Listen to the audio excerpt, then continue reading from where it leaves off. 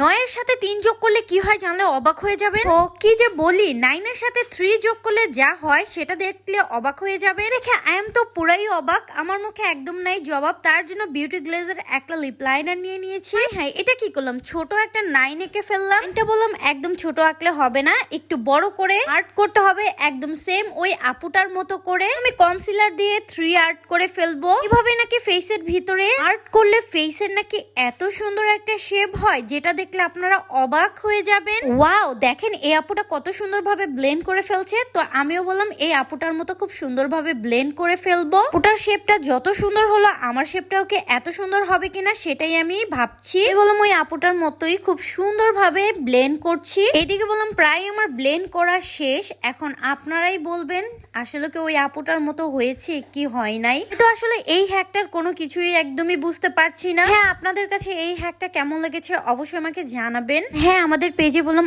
অনেক প্রোডাক্টের অফার চলছে।